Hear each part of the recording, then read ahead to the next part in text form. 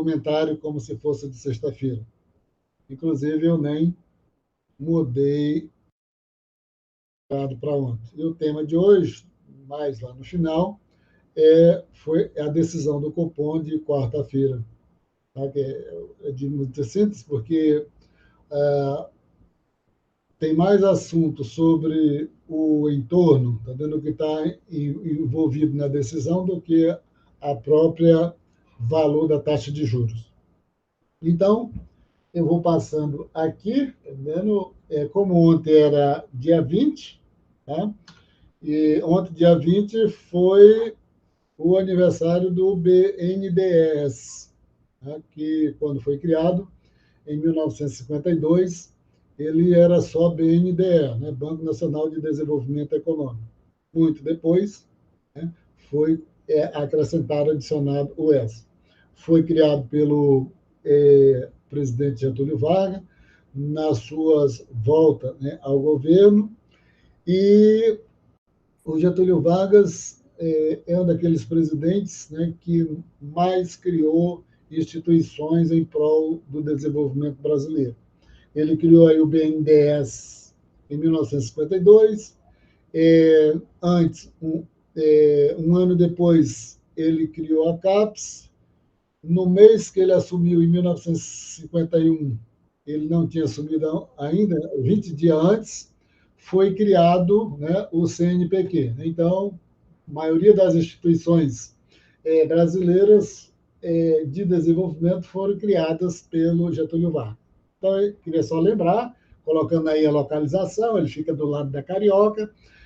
Na frente do BNDES tem o prédio da Petrobras, entre a Petrobras, né, e o BNDES passa a Avenida Chile aí por baixo, né, e que passa mais na frente aí do Teatro Nelson Rodrigues, né, do Teatro Nelson Rodrigues. Dito isso, vamos ver se passar aqui. Para o dia de hoje, propriamente dito, dia 21, tá? Que é dia do aniversário do magnífico escritor brasileiro Machado de Assis, que nasceu em 1839, nessa data de 21 de junho. Quem nunca, né, se beneficiou, tá vendo, de um aprendizado vindo dos textos do Machado de Assis? Ele tem, né, um conjunto de livros, né, em torno de 8 romances, cerca de 200 contos, tem algumas novelas, etc. Tá? Tem esse famoso, né, que foi agora, né, em meados de maio, chamou a atenção do mundo, porque uma norte-americana que fez, né, teve um compromisso de ler um livro de cada país, por ordem alfabética, chegou no Brasil e começou a ler o livro do Machado de Assis, Memórias Póstumas de Brás Cubas, né? E ela ficou impressionada. A gente tem vários outros livros, eu acho todos eles de uma complexidade muito grande, tá vendo? É evidente, esses das fases mais maduras começaram com Memórias Póstumas de Brás Cubas, passa, né, por Dom Casmurros, que é extraordinário, envolvendo, né, principalmente aquela questão do ciúme, né, do personagem lá de Dom Casmurro, ciúme com a Capitu, e terminou, né, com 1908, 1908, no ano que ele morreu, foi o último livro que foi publicado dele.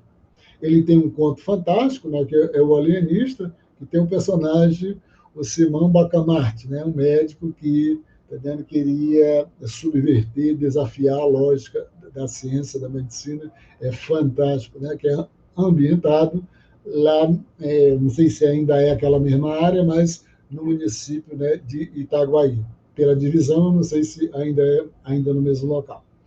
Dito isso, tem várias, né, vamos dizer assim, quando a gente vai para o Cristo Redentor, passa ali, a gente passa pela terceira moradia dele, a última moradia dele, ali no Cosme Velho, onde hoje tem uma cafeteria muito aconchegante, chamada Capitu Café.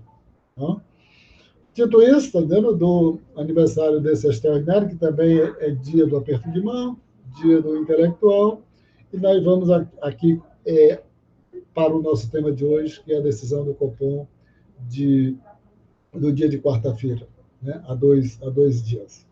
E nós vamos, antes disso, está vendo como eu sempre digo, né, que taxa de juros, taxa de desemprego, inflação, tá vendo? São tudo temas, né, relacionados, e eu vou lembrar alguns temas desses para os comentários finais. Né? Então, primeiro, saiu ontem, né, propriamente dito, a previsão, né, do crescimento do PIB para o mês de junho, calculado pela Fundação Getúlio Vargas, chamaram, né, Monitor do PIB, da FGV, Monitor do PIB da Fundação Getúlio Vargas. E tá a previsão, né, para agora, tá vendo? É que ele chegue, né, aí tá colocado, né, a conta laranjado, né, o crescimento do PIB do mês imediatamente superior, né, até, né, abril, tá vendo? Tem a previsão aí de 0,1, tá vendo? E mas é colocado e a faixa escura, né, a linha escura é contra o mês do ano anterior, né? Aí mostra basicamente aí até abril, né? Mas está mostrando, tá vendo o que o monitor do PIB? Eu não coloquei o gráfico correto aí, tá vendo? Mas o monitor do PIB aí nesse caso, né? Que era o outro gráfico, ele está mostrando que continua a mesma tendência, tá? E uma tendência positiva, e isso vai de encontro, né? Contradiz o clima, né, de terrorismo que o mercado está fazendo pela situação da economia do Brasil. Ainda o monitor do PIB, tá vendo? O que está mais colocado aqui, o que vem mais crescendo, tá vendo? Que é muito positivo, o setor de serviços vem demonstrando, tá vendo? Tem um peso muito grande, mas uma coisa que é importante aí, tá vendo? É essa linha mais cinza, a barrazinha, a parte da barra mais cinza, que é de produtos duráveis. Isso mostra que o crescimento do PIB está sendo levado, boa parte dele, pelos investimentos. Ainda vamos dar informações do IPEA, eu queria só colocar em relação à taxa de inflação que aconteceu, que foi divulgada, né, há 15 dias, né, e o IPEA divulga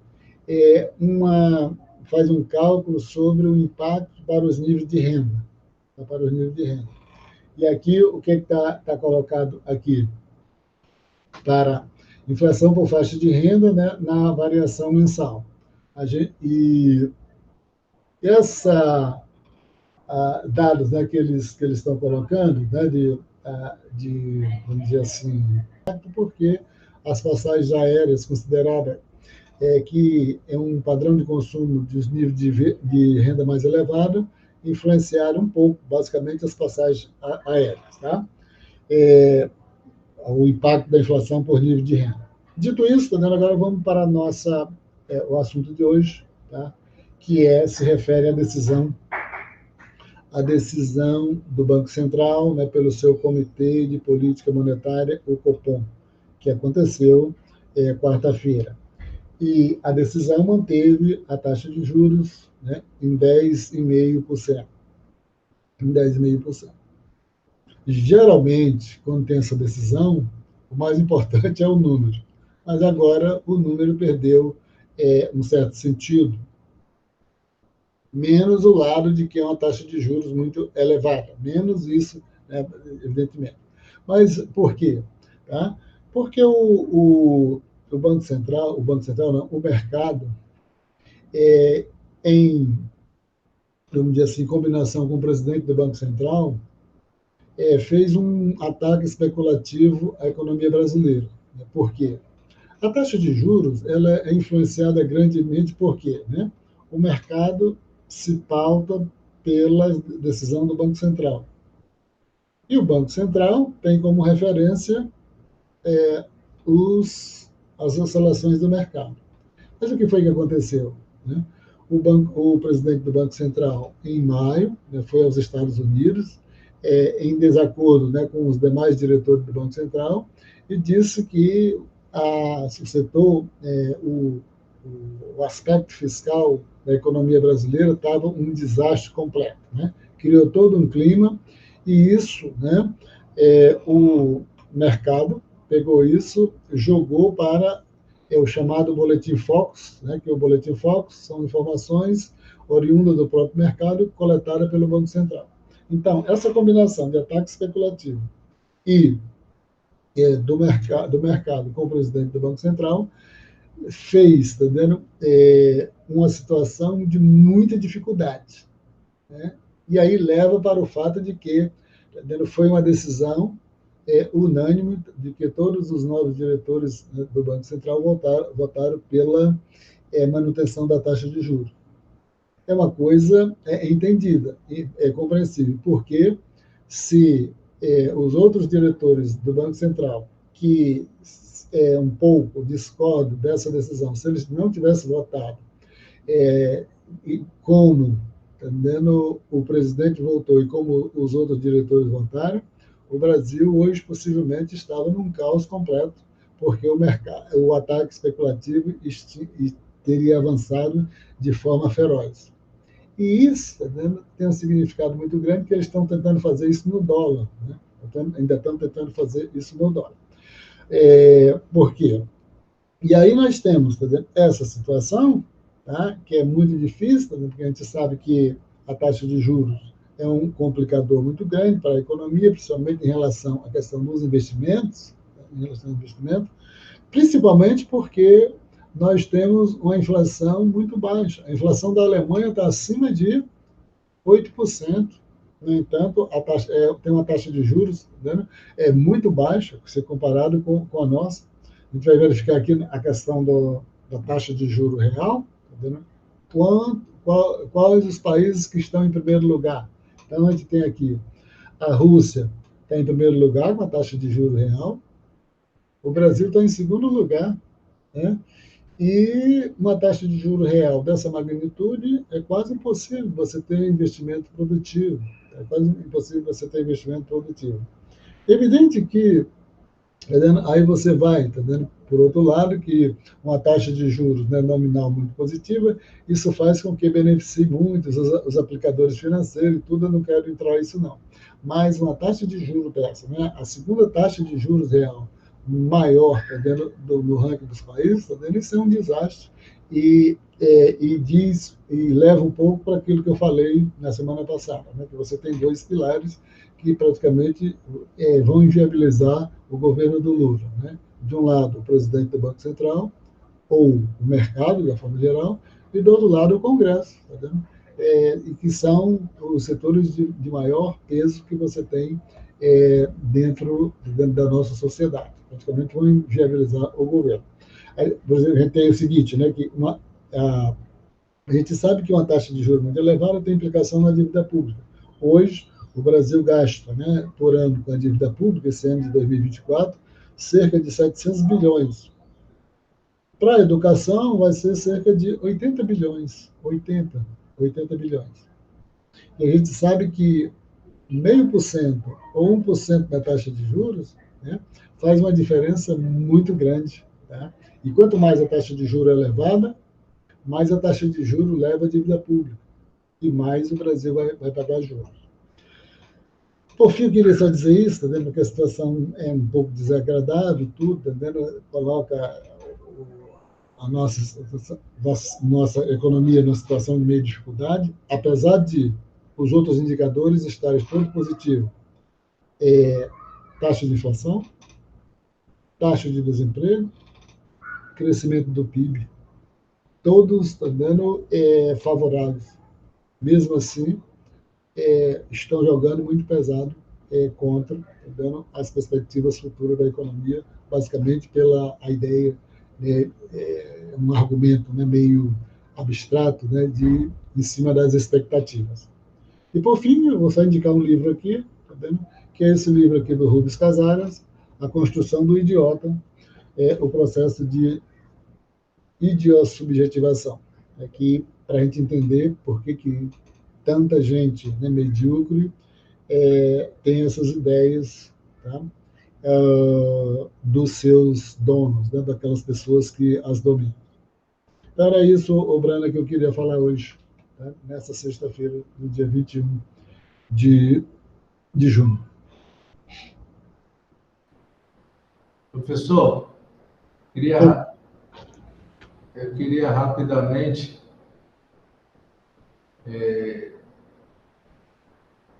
só perguntar o seguinte: então, o senhor acredita que a ida do presidente do Banco Central lá nos Estados Unidos, aí, alguns meses,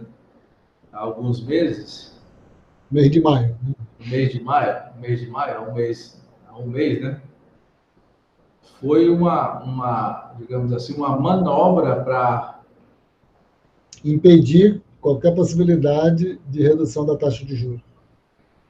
Ou seja, fazer uma pressão em cima do governo, emparedar o governo para que o governo se convencesse de que a manutenção dos juros deveria acontecer, ou seja, os juros não deveriam mais cair. E que o governo deveria ficar quieto. O presidente Lula não ficou, né? O Haddad ficou, mas o presidente não ficou. Eu entendo o Haddad estar ali, não. O Haddad já... Na realidade, essa manobra, ela independe do governo, né? Porque é uma manobra que os indicadores da nossa economia estão todos positivos.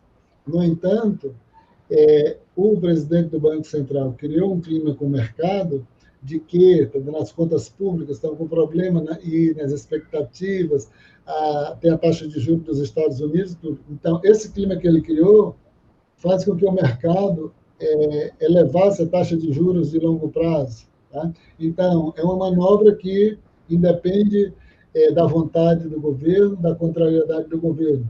Entendeu? Então, assim, se ele tivesse ficado calado, como vinha nos meses, né, de janeiro, março, abril, etc., está dando que vinha numa tendência de queda, poderia ter continuado tranquilamente. No entanto, ele paralelamente, em combinação com o mercado, ele criou um clima impossível de você baixar a taxa de juros.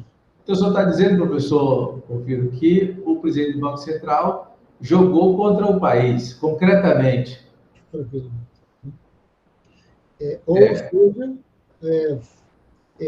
ele jogou em favor, né, porque qual é o banco que não deseja uma taxa de juros elevada? Ele jogou em favor, né, do desejo do mercado financeiro. Do mercado financeiro contra o país, evidentemente. Por isso que o presidente Lula estava indignado e falou aquelas coisas que falou, né? E aí, não só o presidente do Banco Central agiu dessa forma, agiu contra o país, agiu contra a economia do país, na verdade, é contra a economia do país, como a sua assessoria de imprensa, né, a imprensa comercial brasileira, fez a sua parte, né, fazendo o resto digamos assim, da manobra, né, professor? Em nenhuma maneira falaram que foi inconveniente ele ir para o jantar com o governador de São Paulo, receber condecoração da Assembleia Legislativa. Tá? Sempre o problema era do governo Lula, que não está cumprindo com a meta fiscal. É verdade, eu já falei sobre isso aqui. O que eles querem é que o governo federal corte gastos na educação, na saúde, no transporte, na segurança, para continuar pagando isso aí que o senhor mostrou agora, aí, 700 bilhões de juros todo ano e investindo apenas 80 bilhões na educação. Então, esse é o jogo. Só que essas informações que são elementares, são básicas, são importantíssimas, elas não chegam na sociedade e aí aquilo que eu digo sempre, ninguém se mobiliza, ninguém sai às ruas para protestar, para defender alguma coisa, se não é levado a compreender aquilo que precisa defender. Professor, então ficamos por aqui, o Fluminense está em último lugar no campeonato, se virar a tabela estamos em primeiro. Vamos ver o que acontece, entendeu? É isso, Brana. Até a próxima. Até a próxima. Até a próxima, professor.